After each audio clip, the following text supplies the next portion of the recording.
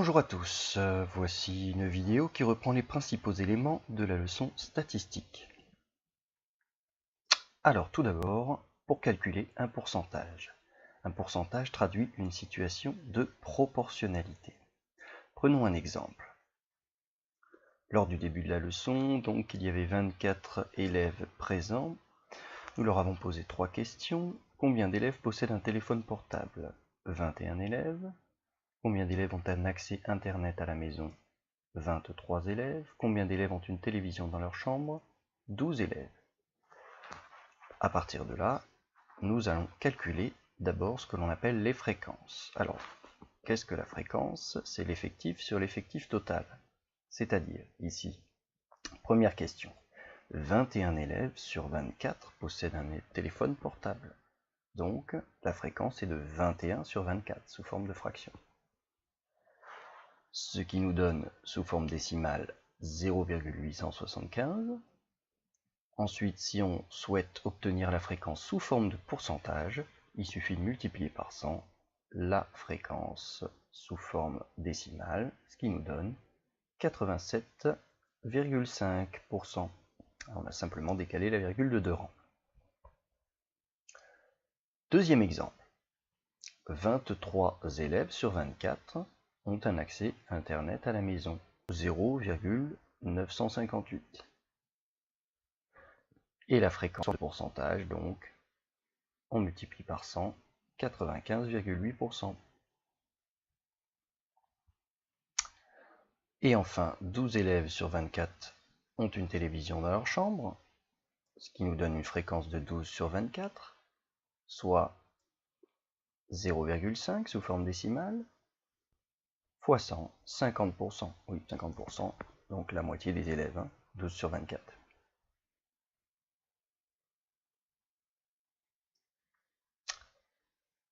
Autre exemple. L'Assemblée nationale comporte depuis 2012 26,9% de femmes. On obtient le tableau de proportionnalité suivant. Donc 26,9%, dans les mêmes proportions, si c'était pour 200, eh bien 200 étant le double de 100, on prendrait le double de 26,9, ça ferait 53,8 pour 200. Alors tout ça, c'est une histoire de proportionnalité. En fait, le nombre de députés à l'Assemblée nationale est de 577. Donc, si je souhaite garder les mêmes proportions, quel est donc le nombre de femmes à l'Assemblée nationale? Donc pour 577 députés. Alors, puisqu'il s'agit d'un tableau de proportionnalité, pour passer de la première à la deuxième ligne, on multiplie toujours par un même nombre. Le nombre qu'on appelle le coefficient de proportionnalité. Alors, calculons ce coefficient de proportionnalité.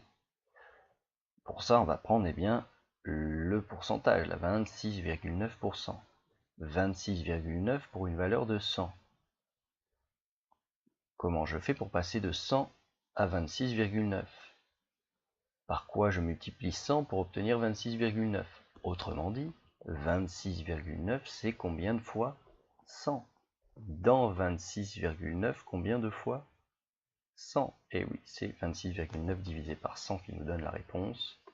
Donc, ce qui nous donne 0,269, divisé par 100, on décale la virgule de 2. Voilà le coefficient de proportionnalité. Donc, et ici, ça nous donne, si on multiplie par 577, environ, 155 députés, femmes, à l'Assemblée nationale.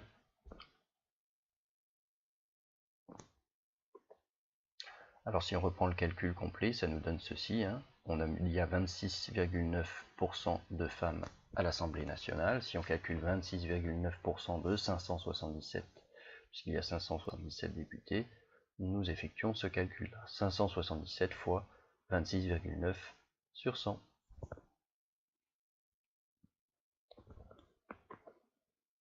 Ensuite, deuxième partie, diagramme. Alors, nous avons posé la question à une classe, donc combien de temps en moyenne pensez-vous consacrer à vos devoirs chaque soir?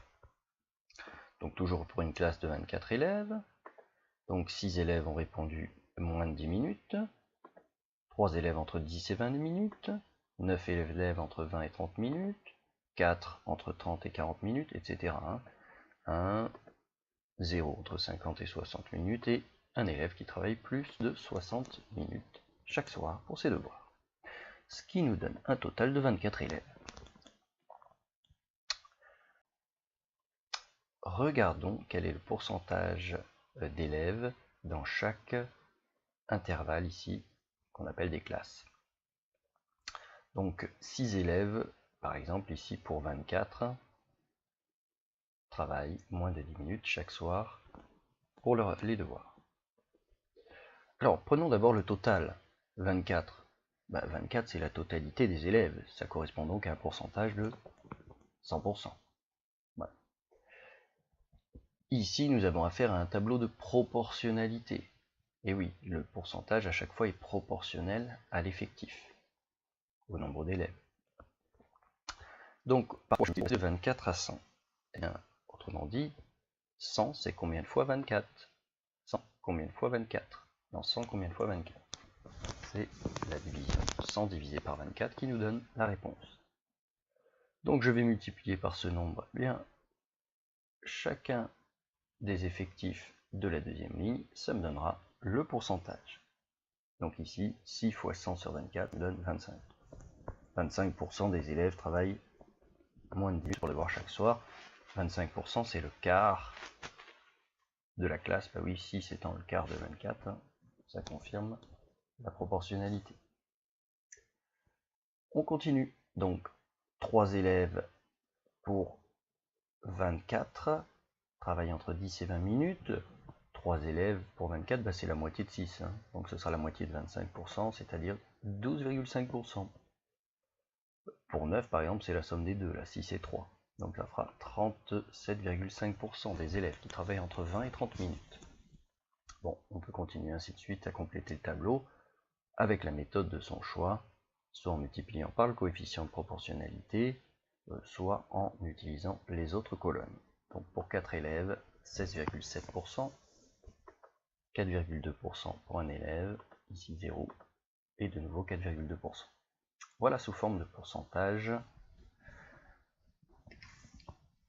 la proportion d'élèves qui consacrent un temps donné à faire ses devoirs chaque soir. Alors nous allons représenter donc ces données sous la forme d'un diagramme à barres. Dans un diagramme à barres, donc la hauteur de chacune des barres est proportionnelle à l'effectif représenté. Donc regardons cet exemple ici. Donc sur l'axe des abscisses, 0, 10, 20, 30, 40, 50, 60, c'est le temps consacré à faire ses devoirs. Donc c'est le temps en minutes. Ensuite, sur l'axe des ordonnées, ici l'axe vertical, nous allons représenter les pourcentages. Donc ici la troisième ligne de notre tableau. Alors le pourcentage le plus élevé étant de 37,5%, eh bien on pourra simplement ici graduer de 10 en 10 et ça rentrera, puisqu'on est en dessous de 40% pour la plus grande des valeurs. Eh bien, on va venir représenter chacune des données. Donc par exemple, pour ceux qui travaillent moins de 10 minutes, les 25%, c'est-à-dire entre 0 et 10 minutes ici. Donc on va faire une barre entre 0 et 10 qui monte jusqu'à 25 pour 25%. Voilà. Ensuite, pour ceux qui travaillent entre 10 et 20 minutes, 12,5%. Donc là on est à 10, 11, 12,5 ici. 37,5% entre 20 et 30 minutes. Donc 37 c'est ici, 37,5, on est à peu près là.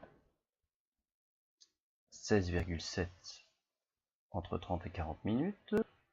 15, 16,7, donc un peu avant 17 par ici. Donc 4,2% ici, 0 entre 50 minutes et de nouveau 2%. Voilà pour notre diagramme à barre, tout simplement. Un deuxième type de diagramme, le diagramme circulaire. Dans un diagramme circulaire, ou semi-circulaire, lorsqu'on n'a pas un disque entier, la mesure des angles de chacune des parts, donc, est proportionnelle à l'effectif représenté. Donc, prenons toujours notre exemple du temps consacré au devoir, et donc calculons à chaque fois à quel angle cela correspond dans notre diagramme circulaire. Alors, les 24 élèves au total, c'est-à-dire la totalité de la classe, correspond à un angle qui fait tout le tour du disque, c'est-à-dire 360 degrés. Dans les mêmes proportions, à combien correspond chacune des parts. Alors, on peut calculer, comme tout à l'heure, le coefficient de proportionnalité, qu'on peut voir de deux manières différentes d'ailleurs. C'est par quoi je multiplie 24 pour obtenir 360. Autrement dit, 360 c'est combien de fois 24, toujours 360 divisé par 24. On peut voir ça aussi comme étant l'angle qui correspond à un élève. Ah oui, si 360 degrés c'est 24 élèves, pour un élève, on divisera 360 par 24. Pour 6 élèves, le résultat obtenu multiplié par 6, ça donne 90 degrés pour 6 élèves, donc la moitié 45 pour 3 élèves, 135 pour les 9 élèves qui travaillent entre 20 et 30 minutes, 60 degrés pour la part des élèves qui travaillent entre 30 et 40 minutes, 15 degrés, et 15 degrés lorsqu'il n'y a qu'un élève. Alors, il n'y a plus qu'à construire notre diagramme en venant construire chacun des angles correspondant aux parts ici. Regardons. Prenons un rapporteur. Donc, on aligne bien le 0 ici avec le côté de la première part. Et premier angle, ici, pour ceux qui comptent au moins 10 minutes, 90 degrés, hop, sur notre rapporteur. Continuons donc à partir de là à construire les autres parts. Une part de 45 degrés ensuite. Donc 45 degrés en partant ici des 90. Donc on ajoute 45, on va arriver à 135 degrés. Voilà pour ma part de 45 degrés. Ensuite, en ajoutant de nouveau 135 degrés pour la part des 9 élèves ici, on arrive à 270. Ensuite, une part de 60 degrés, donc on arrive à 330. Et enfin, deux parts de 15 degrés pour les élèves qui travaillent entre 40 et 50 minutes et l'élève qui travaille plus de 60 minutes. On peut enlever notre rapporteur. On vient marquer à quoi correspond chaque part ici sur le diagramme, moins de 10 minutes, de 10 à 20 minutes, etc. On sache à quoi ça correspond, et puis on peut venir un petit peu colorier chaque part, voilà, pour construire un joli diagramme. Voilà, par exemple. Ensuite, donc troisième partie, regrouper des données en classe. Donc pour représenter certaines données et en faciliter la lecture et l'interprétation, il peut être utile de les grouper par intervalles qu'on appelle des classes. Pour comprendre un petit peu, prenons un exemple. Donc des élèves de 5e à qui on a demandé leur taille, donc 24 élèves d'une classe. Donc voici les tailles en centimètres de chacun des élèves de la classe. 24 élèves de la classe. Bien, là les valeurs sont assez dispersées, donc l'idée c'est de les regrouper par intervalles, un peu comme on l'a vu pour le temps consacré au devoir tout à l'heure. Donc par exemple, les élèves dont la taille est inférieure à 140 cm, les élèves dont la taille est comprise entre 140 et 145, les élèves dont la taille est comprise entre 145 et 150, bon, etc. Alors à chaque fois, si vous regardez bien, il y a un symbole un petit peu particulier ici, qui est le symbole inférieur ou égal.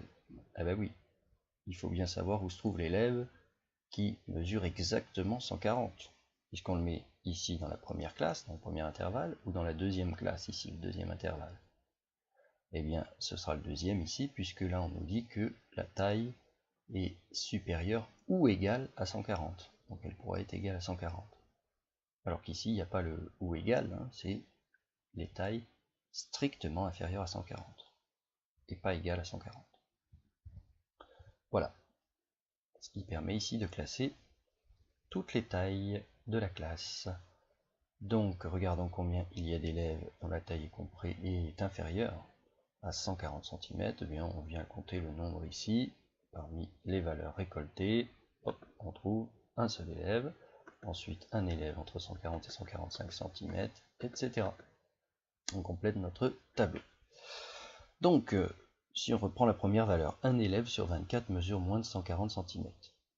Qu'est-ce que ça nous donne en pourcentage? Alors la fréquence, un élève sur 24, c'est-à-dire à peu près 0,042, c'est-à-dire, eh bien, en multipliant par 100, 4,2%.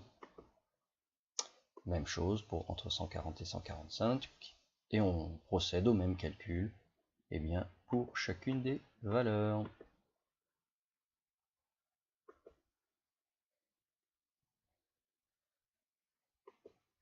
Représentons ces données par un diagramme. Donc ici sur l'axe des abscisses, donc les tailles en centimètres, sur l'axe des ordonnées le pourcentage. Donc les tailles en centimètres, on a plus petit que 140, entre 140 et 145, etc. Et enfin pour les pourcentages, on monte au maximum à 33%. Donc on va simplement graduer ici de 5 en 5, hein. Ça rentrera dans notre graphique. Voilà, puisqu'on ne va pas au-delà de 35% dans les valeurs du tableau. Donc pour la première barre, donc inférieure à 140, c'est 4,2%. Donc ici, alors attention, puisque ici 10 petites graduations, 5%, ça veut dire que pour faire 1%, il faudra 2 petites graduations.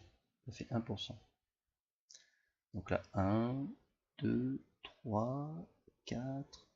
Donc 4%, c'est 2 petites graduations en dessous de 5. 4,2%, c'est à peine au-dessus ici. Voilà. Même chose pour entre 140 et 145 cm. Entre 145 et 150 cm, on a 16,7% des élèves. Donc ici 15. Deux petits carreaux plus loin, c'est 16. 16,5. Et donc 16,7%, on est par là. 33,3%. Ensuite, pour les élèves dont la taille est entre 150 et 155, donc je répète, attention, hein, 1% c'est 2 petites graduations. Donc d'ailleurs, une petite graduation, ça fera 0,5%. Donc 31, 32, 33, on est ici. 33,5, on est là, donc on est un peu entre les deux ici. Voilà. Bon, etc. On continue ainsi de suite chacune des barres de notre diagramme. Et voilà notre graphique. Bien, donc cette vidéo est terminée. Merci de votre attention et à bientôt.